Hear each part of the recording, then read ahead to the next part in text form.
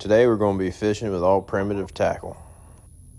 I'm going to be making the hooks from the thorns of an agave plant. I'm going to be making the line from the fibers from the same plant. Plan is, I'm going to cut this out a little bit so there's more of a hook shape in that thorn. And I'm going to cut it here so I can tie my thread around this part.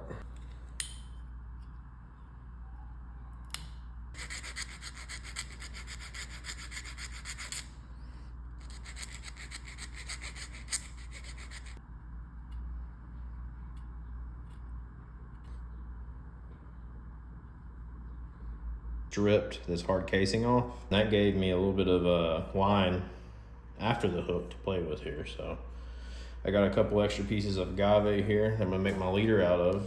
I'm gonna twirl these up to give them some strength. And here I'm just gonna put a knot in this. So now put that through my loop, tighten my loop down here. That seems pretty stout. So there is our hook to our leader. All right, y'all, so I've got 4 different hooks here of various tie-on methods and sizes. Hopefully I can get at least one of them to work. You look right there, I even made a treble hook out of that one, so hopefully if I can't get these little single hooks to work, I can get that treble hook to work.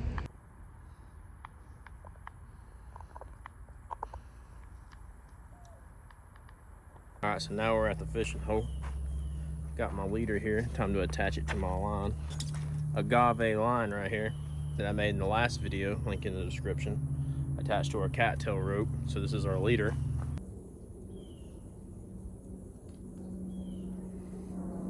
So there's that. Seems pretty strong. I mean, I'm giving that a good tug. So the bait we're gonna be using today is this here worm. Just like that, he's on there. So now I'm gonna cut this off, pinch it off.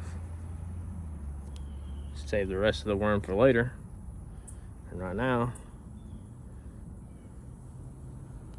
see a little fishy, you won't even see that hook in there, will you?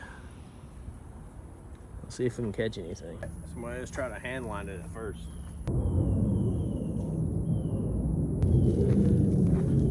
First cast and I lost my worm. I got this stick.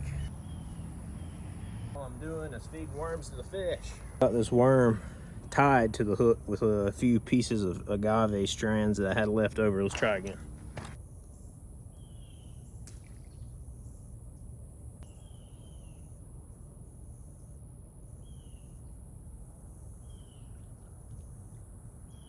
All right, so we got a bite. They took our worm.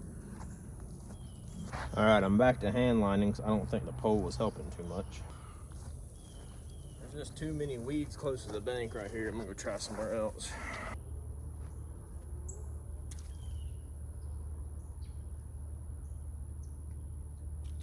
And I got a bite. Let's see. Oh, he's still on there.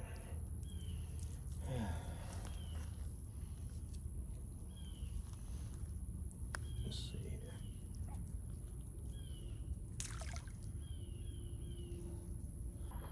You can see, I'm just watching for that line to go out.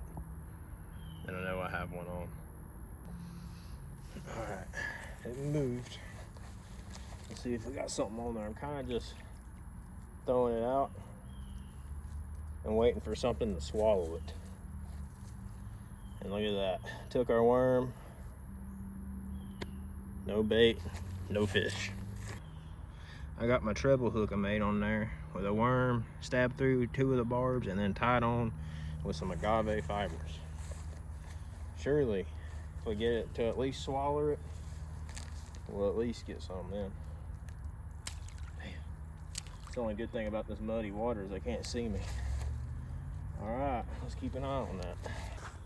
Oh, it just moved a lot. Good bite, but still got a worm, so let's recast her.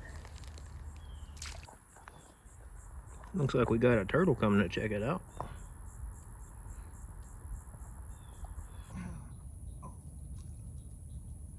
Oh, look at that.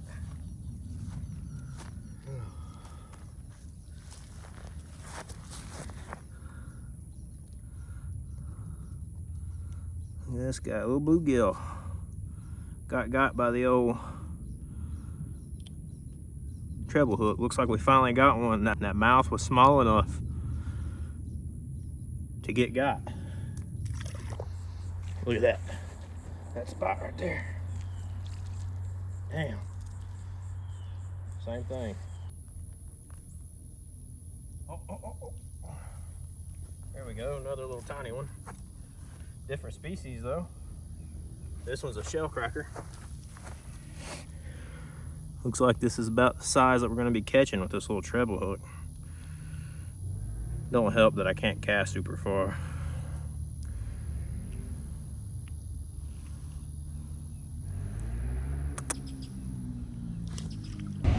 Well, we ended up catching 2 fish.